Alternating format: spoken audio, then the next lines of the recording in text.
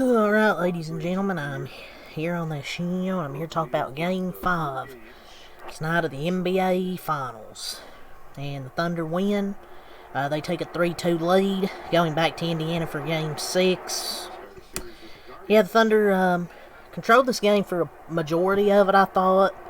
You know, Pacers were turning the basketball over like crazy. Thunder were making a lot of threes. Just turnovers was the two main things I thought were turnovers and giving up the 3-pointers. Thunder didn't shoot well from 3 in the last game that they won, and tonight they shot better from 3. They shot 43%. They made 14 3-pointers. It's just when you turn it over 22 times, it's gonna be hard to win, especially against a team like this. You're giving that many possessions away. And Tyrese Haliburton, I have done nothing but say my praises for Tyrese Haliburton. But I have to be critical here. I think he had right calf tightness. But I don't have a problem with him playing tonight. Like, it's the finals. I like that he tried to go out there and play, you know. But the thing is, I mean, if he could play, I don't see a need to bench him for the whole game. Okay.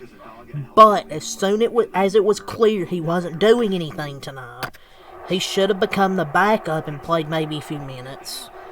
And TJ should have got more minutes, because TJ McConnell was fucking cooking, man. He had like 15 points in the third quarter.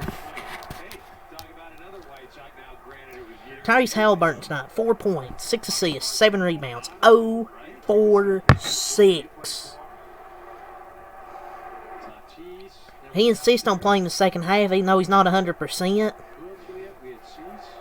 It's pretty clear, and if it's pretty clear, then I don't think he should play. I mean, a lot of guys in this series aren't 100% right now, probably beat up mentally and physically. But I don't think Tyrese Haliburton should have played the second half. I thought they would have been much more better with TJ McConnell out there. Like, it's what it is, man. If he's hurt like that, then you just aren't contributing. Like, I've done nothing but praise him this postseason, but I have to be critical here tonight.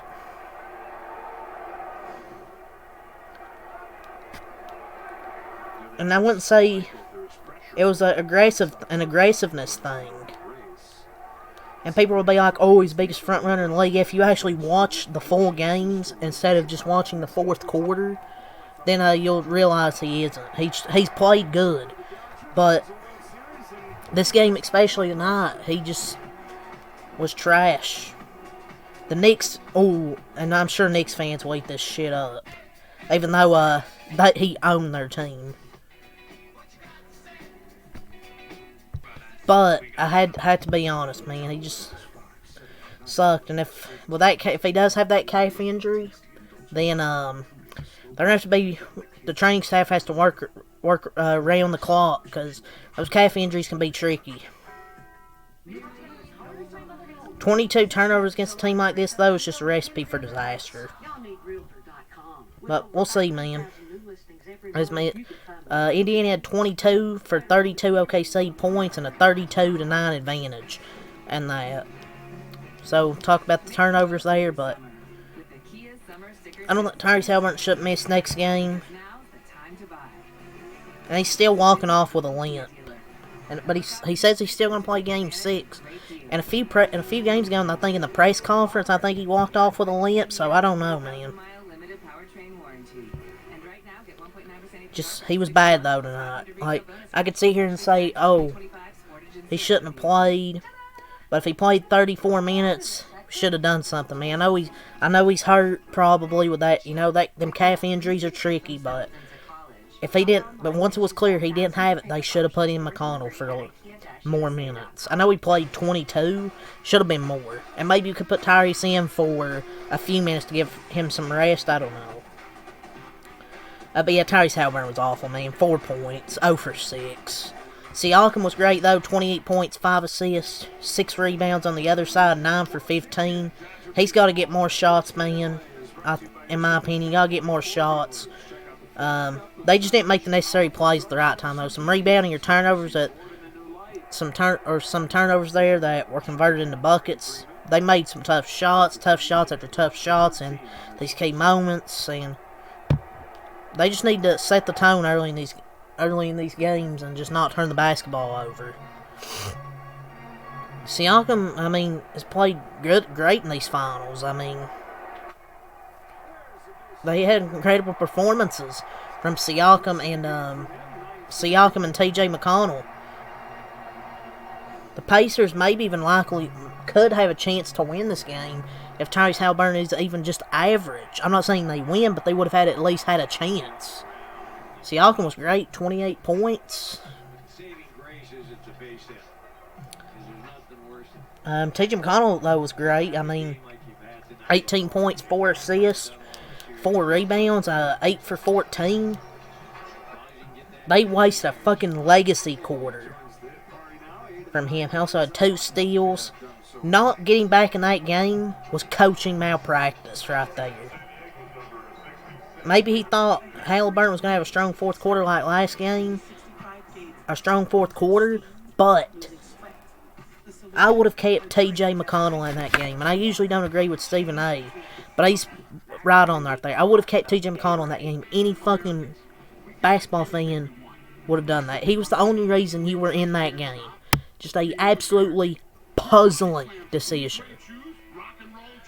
And I think they asked him about it, about his playing the third, potentially going back to him sooner. He felt there was a play early in the fourth where fatigue had set in, then the starters went on a run. Then that run died, promptly leaving Nembhard in the game, because he sucked as well. Especially in the fourth quarter, dude. He was terrible. And I don't know why T.J. McConnell did not play in the fourth, really.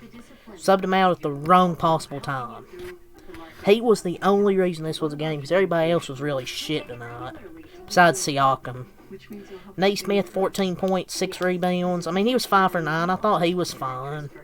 I mean, he made 4 threes, so, I mean, he was fine. And he even dunked over Chet. But Miles Turner, 13 points, 6 rebounds, 3 for 5. Made 1 3. Miles Turner, disgusting, man. Disgusting.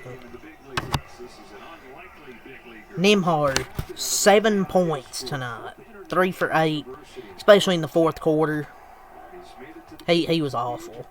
This whole series, man, he's just not been great. 4 for 11. I mean, he's had good games, and his defense has been impactful against Shai Gilgeous, but I don't know, man. I don't know the stats, but I saw with my own eyes Nembhard and Howey commit at least 5 turnovers in the fourth quarter. My lord, man. Pat just terrible. He had 4 turnovers. You need to get more from your starters, dude. Like,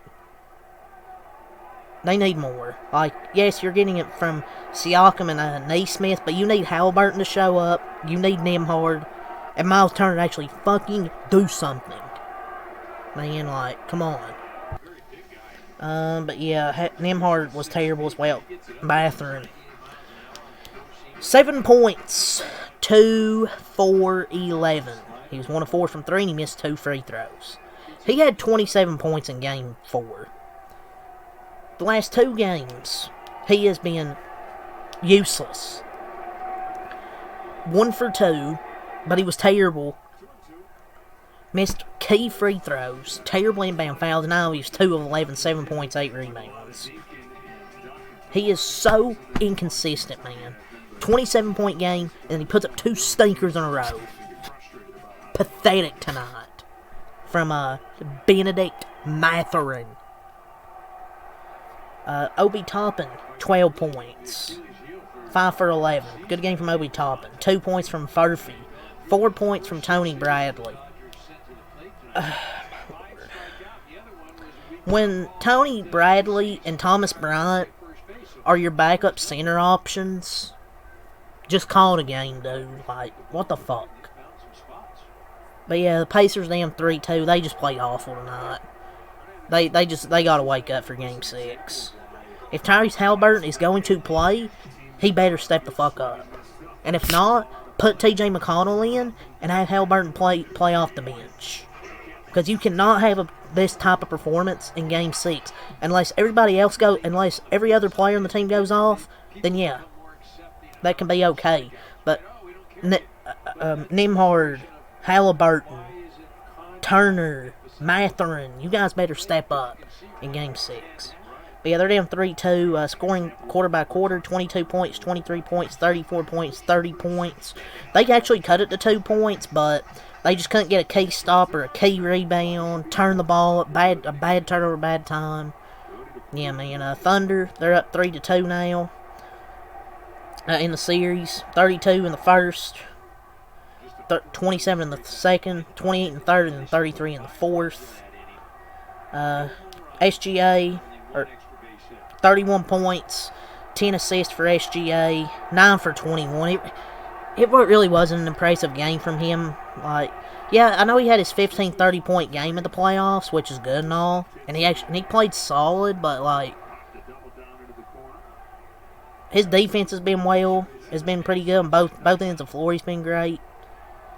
But I mean, he was 9 for 21, and like half of his points were free throws. Like, sure, I know he had a 30-point game, but it's not the most impressive 30-point game I've ever seen. The even more impressive game was Jalen Williams, ladies and gentlemen. 40 points? Are you kidding me, Jalen Williams? 40 points, 4 assists, 6 rebounds, 14 for 25. Jalen Williams, are you kidding me, sir? What a game from Jalen Williams, man. You know, he's really been kind of average in these playoffs. Like, he's been up and down, up and down. But, my lord, man, what a game tonight. 40 points, and a big moment when they need somebody else to step up with SGA, and he stepped up to the plate. 40 points. Hartenstein, 4 points, 4 assists, 8 rebounds, 1 for 2. He's been really good since they put him on the back in the starting lineup. Had 4 assists in the 20 minutes, 8 rebounds. Took him out of starting lineup, and I've been kind of questioning that. Why'd they do that? It'd been working. And they put him back in, and it's worked. I mean, and let's go over this. Siakam 3 cuts the lead to 2. Back-to-back Hartenstein offensive rebounds ending a dub 3. 7:49 to the 5:20 mark. 5 turnovers for the Pacers create a 13-4 run. The lead goes from 2 to 14. That's your ball game. That's your ball game right there. Dort, 9 points, 8 rebounds from Lou Dort tonight. Cason Wallace, 11 points. What a game from Cason Wallace. 4 for 5. I believe hit 3 threes. Aaron Wiggins, 14 points, 5 rebounds. What a game from them off the bench, man. Combined, I believe, for 25 points and I believe like 6 or 7 threes. Caruso, 2 points. Kendrick Williams didn't score, but had 1 assist and 1 rebound. Chet, 9 points, 11 rebounds from Chet. He was 4 for 15. Didn't shoot well tonight, but whatever.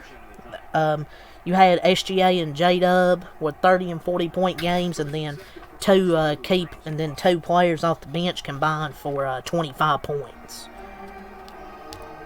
And they take a 3-2 series lead. Team stats for OKC: 42, 43, and 81 shooting splits, 45 boards, 19 offensive, 26 defensive, 24 assists, 12 blocks, 15 steals, 11 turnovers, 42 in the paint, 24 fouls. For the Pacers, 45, 36, and 80 shooting splits, 50 points in the paint, 18 offensive rebounds, 32 defensive rebounds, 23 assists, 4 blocks, 9 steals, but 22 turnovers leading to 32 Oklahoma points, 48 in the paint, and 25 fouls.